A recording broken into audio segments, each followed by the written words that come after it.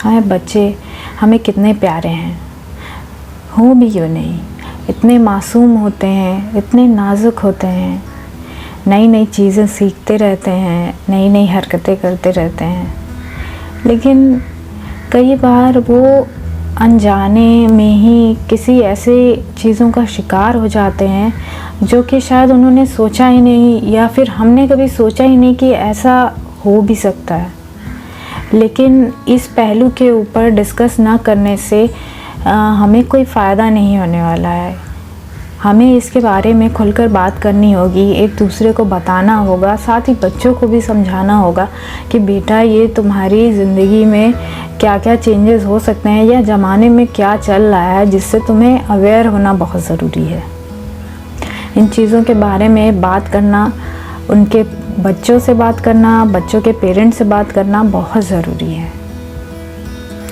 मैं बात कर रही हूँ हरासमेंट, अब्यूज़ेस जो बच्चों के अगेंस्ट होते हैं। अब्यूज़ेस फिजिकल भी होते हैं, नॉन फिजिकल भी होते हैं। इनके बारे में और अच्छे से डिस्कस करने के लिए चलिए मैं आपको अपनी स्क्रीन पे ले चलती हूँ। आज का हमारा टॉपिक है चाइल्ड अब्यूज़। जी हाँ, इसके बारे में ज़्यादा लोग बात नहीं करना चाहते हैं या इस बात को सीरियस नहीं लेना चाहते हैं। तो वो बच्चों को हम समझेंगे कैसे? आखिर बच्चों को समझने का तो ये भी एक तरीका है कि आखिर जाने उनके साथ कुछ ऐसी हरकत थी क्या, कुछ ऐसा कुछ तो नहीं हुआ। कई बार बच्चे क्लास में बहुत शांत रहते हैं। उनके शांत होने का कारण कभी कभार ये भी हो सकता है कि उसके साथ कोई ऐसी घटना घटी हो जो वो बता नहीं सकता है कि आखिर उसके साथ हुआ क्या। अब्यूज़ केवल फिजिकली नहीं होता, वर्बली भी होता है। और इसलिए मैं ये टॉपिक आपके साथ डिस्कस करना चाहती हूँ, और मैं चाहती हूँ कि आप बच्चों को भी समझाएं और उनके गार्जियन को भी समझाएं। कैसे समझाना है वो मैं आपको यहाँ पे बताती हूँ। फिज़िकल अब्यूज़ेस। फिजिकल अब्यूज़ेस में क्या होता है, कोई भी वायलेंस अगर हम बच्चे के अगेंस्ट हो रहा है फिज़िकली, जैसे कि या तो हो सकता है कि वो सेक्सुअल हरासमेंट हो, ये हो सकता है कि मारा पीटा जा रहा हो बच्चे को। घर में भी हो सकता है, बाहर भी हो सकता है। ऐसा कोई ज़रूरी नहीं है कि घर में है तो वो बहुत सुरक्षित है। कई गार्जियन, कई जगह हम ये किस्से सुनते हैं कि अपने ही माँ बाप बच्चे को इस तरीके से पीट देते हैं कि बच्चे को हॉस्पिटलाइज होना पड़ता है। और सेक्सुअल प्रॉब्लम भी बच्चे के साथ जुड़ी हुई है। होता क्या है कि कई बार हम सोचते हैं कि सेक्सुअल हरासमेंट घर का कोई आदमी नहीं कर सकता या घर का कोई भी गार्जियन इंसान कोई नहीं कर सकता।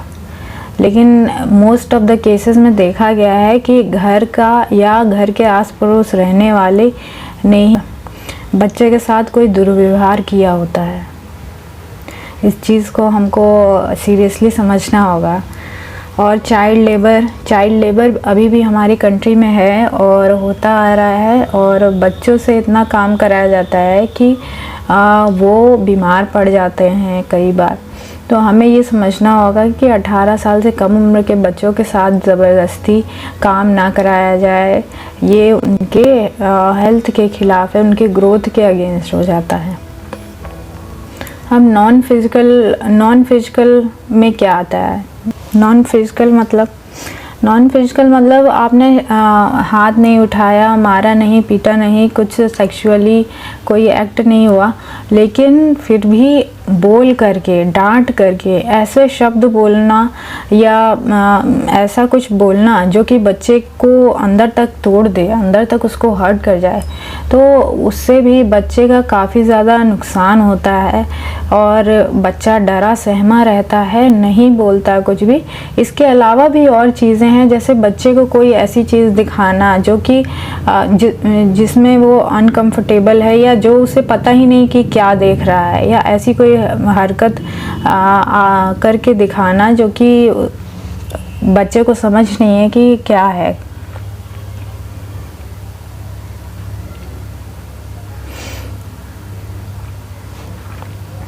अर्ली एज में चाइल्ड मैरिज, अभी तक आप लोगों को लगता होगा कि अब हमारे यहाँ पे ये ख़त्म हो गया होगा, लेकिन अभी तक 20% से ज़्यादा केसेस आते हैं चाइल्ड मैरिजेस के।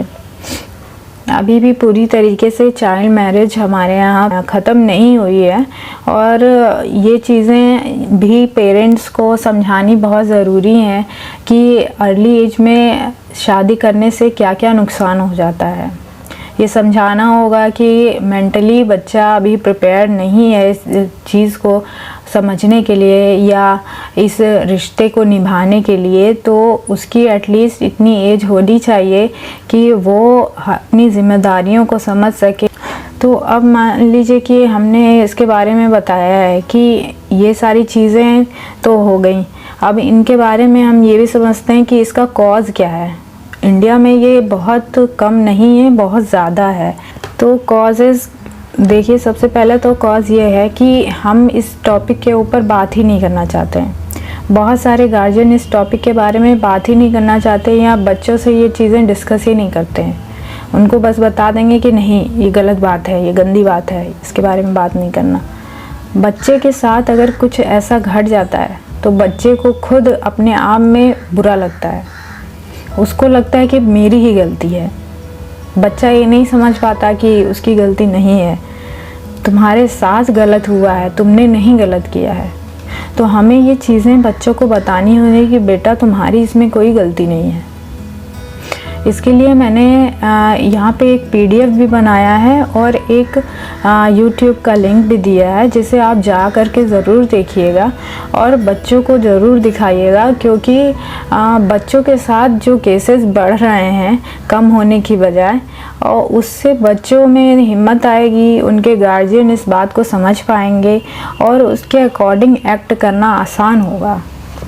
दूसरी बात कि जैसे कि किसी को मारा जाता है, पीटा जाता है, महिलाओं में खास करके आपने देखा होगा कि घर में बर्दाश्त करके रह जाती हैं, मार पीट सहती हैं और बर्दाश्त करके रह जाती हैं। तो ये भी हमको ध्यान देना होगा कि किसी के गार्जियन के साथ ऐसा ना हो रहा हो। या कई बार बच्चों को भी मार पीट करके उनको समझा दिया जाता है, लेकिन बाहर वो जा कर के बच्चा कुछ नहीं बोलता है, क्योंकि उसे लगता है कि मैं घर के अलावा कहाँ जाऊँगा या जाऊँगी, यही मेरा घर है, मुझे यहीं वापस आना है। तो वो बर्दाश्त करते रहते हैं चीज़ों को, बुरा जो भी होता रहता है उनके साथ, उसको बर्दाश्त करते रहते हैं। तो उन्हें बताना होगा कि बच्चे, तुम्हें बर्दाश्त करने की ज़रूरत नहीं है, अगर तुम्हें कोई भी प्रॉब्लम हो रही है तुरंत आके बताओ।